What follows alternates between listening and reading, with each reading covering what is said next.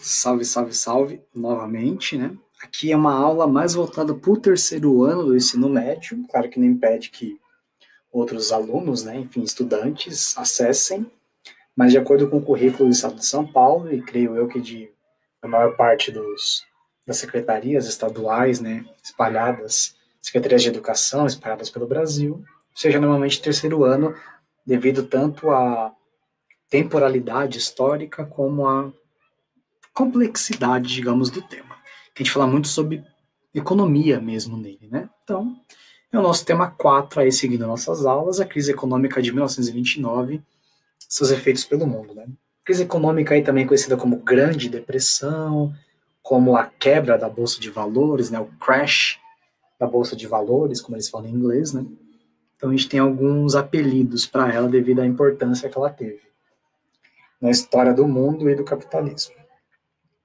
Certo? Então vamos dar uma olhadinha aí. Vamos falar sobre o mercado de ações primeiro para a gente conseguir entender essa parte, né? Para a gente entrar. Normalmente a gente não, né? Porque a gente é pobre, né? Eu sou pobre. Então, pobre não compra bolsa. Não compra bolsa, não compra ações na bolsa, enfim. Mas, né, as pessoas que têm essa condição, elas adquirem as ações, normalmente para obter lucro. Ninguém compra ação para morrer com ela. A pessoa compra ação e aí por um preço baixo, ali, quando ou a empresa está no começo, ou quando a empresa está com algum tipo de desvalorização, uma perda de credibilidade, uma perda de moral, tipo o que aconteceu com a Petrobras nos últimos anos, e com a Vale, agora depois do desastre de Brumadinho, né?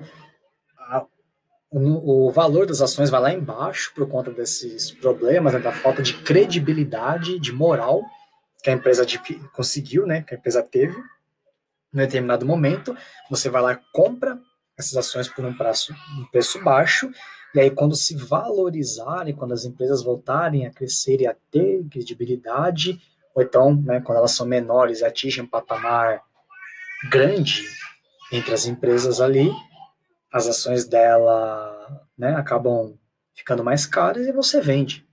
Acabou. O exercício é sempre o mesmo. Compra quando está desvalorizado, que a empresa no comecinho, que vai estar barato.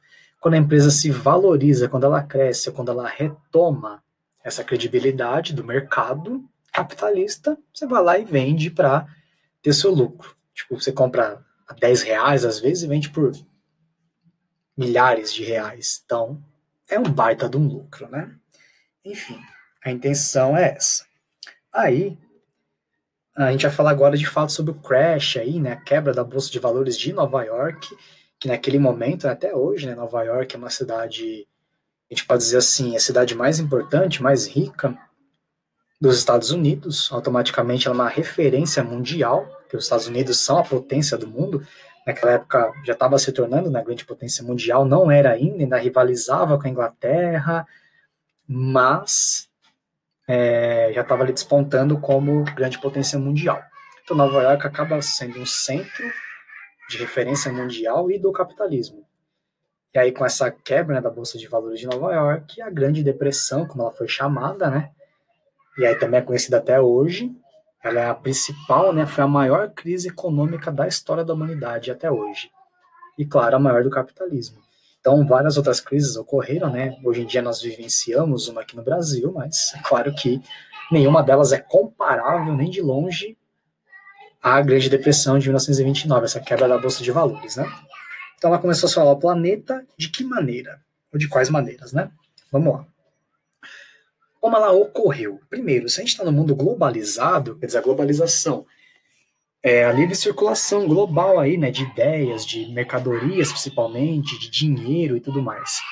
Então, o mundo globalizado, quando tem crise, gera crises igualmente globais, né, igualmente mundiais.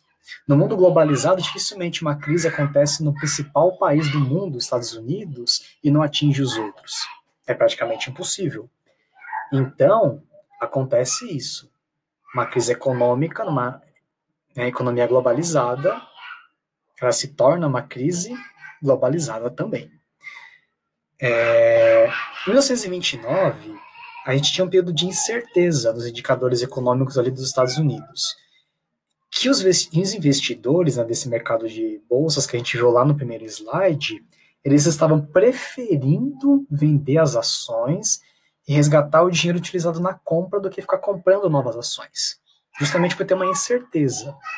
Então, quer dizer, eles preferiam não mais investir. Olha, eu já comprei e tal, mesmo que não vai me render muito, eu vou preferir vender do que insistir nesse investimento ou até mesmo adquirir novos investimentos em ações. Só que aconteceu, todo mundo, tipo, muita gente tem a mesma ideia. E aí todo mundo praticamente saiu vendendo as ações, os poucos que não fizeram se deram mal. Porque basicamente do dia para a noite, em outubro, a bolsa quebrou. E aí quem não vendeu as ações praticamente perdeu tudo. E quem vendeu conseguiu pegar um valor muito abaixo do que esperava, mas ainda conseguiu resgatar alguma coisa. Quem não vendeu não resgatou nada.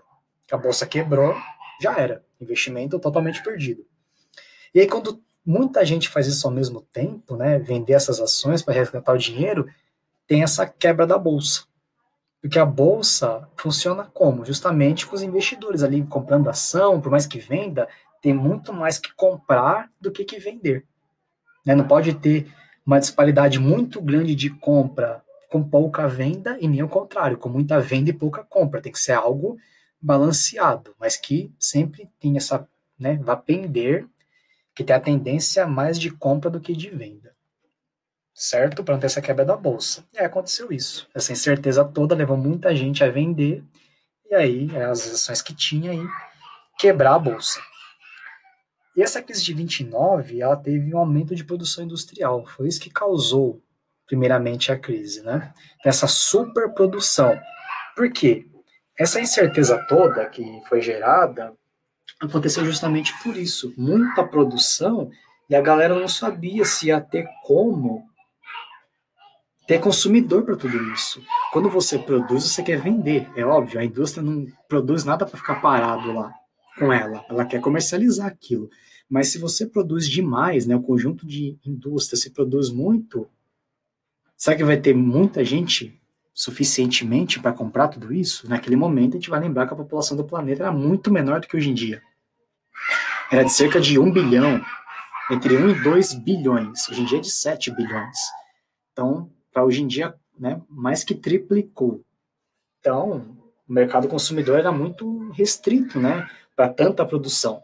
Só que a galera nos Estados Unidos se empolgou. Então, eles acharam, olha, como o consumo está muito forte, está muito acelerado, quanto mais a gente produzir, mais a galera vai consumir, tipo, mais dinheiro a gente vai ganhar. Só que não foi assim. Então, gerou a superprodução e começou a ficar as coisas encalhadas, né, bolsa quebrando automaticamente. Quais foram as consequências da quebra da bolsa dessa superprodução? Nos Estados Unidos, entre outubro de 29 e setembro de 1930, quer dizer, um aninho aí de contagem, 20 mil empresas faliram, só nos Estados Unidos, hein?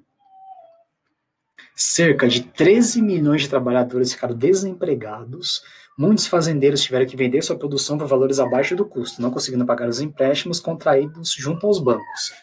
Vamos trocar uma ideia sobre esse primeiro tópico aqui, depois de ler. O que acontece? É óbvio. Empresa faliu, trabalhadores demitidos. 13 milhões de trabalhadores desempregados, quem consome? Desempregado não consome. Não tinha seguro-desemprego ainda garantido, né, aquela coisa muito boa.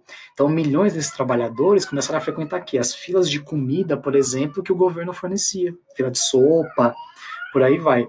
Vai ficar desempregado, desamparado na rua, né?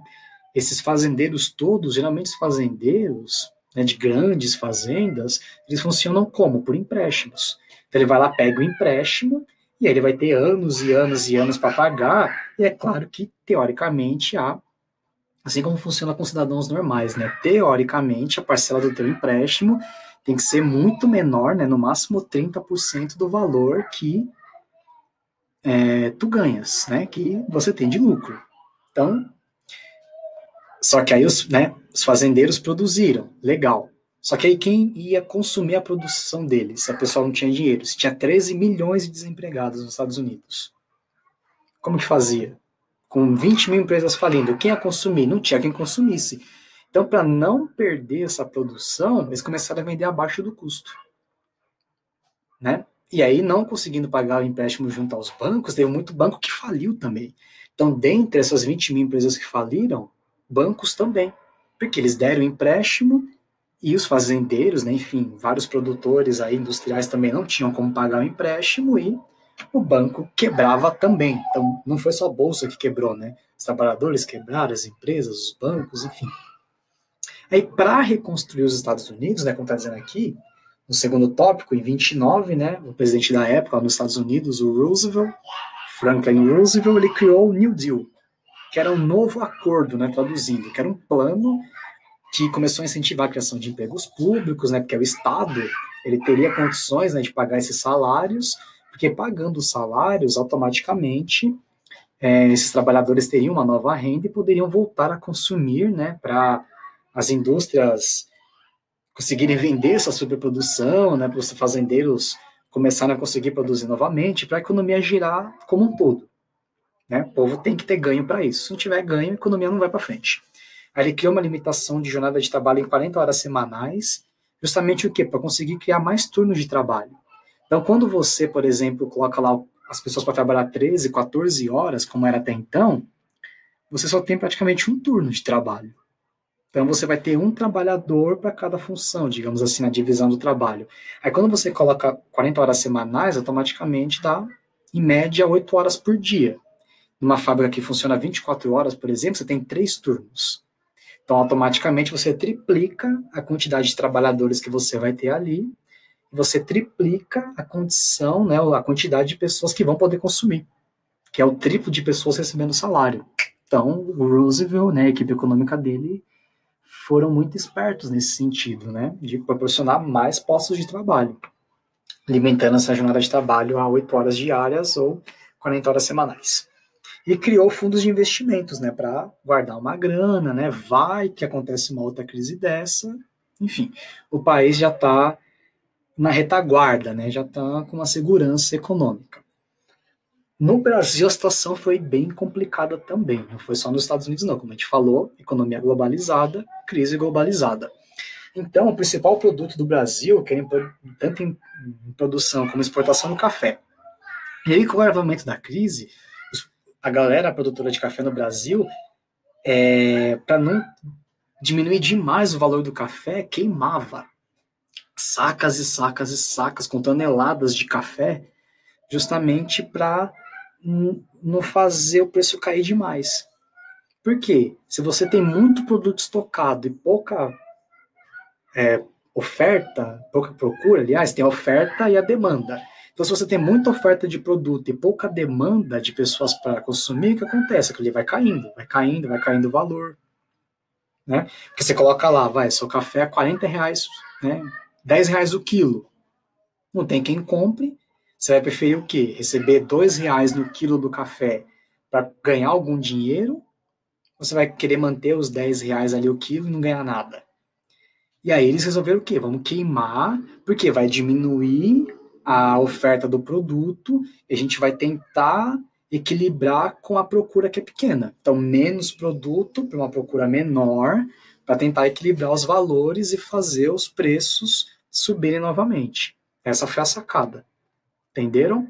Então, quer dizer, tem muito do produto, diminui o produto para deixar equivalente ali, similar à procura que vai ter por aquele produto, para o preço não cair demais.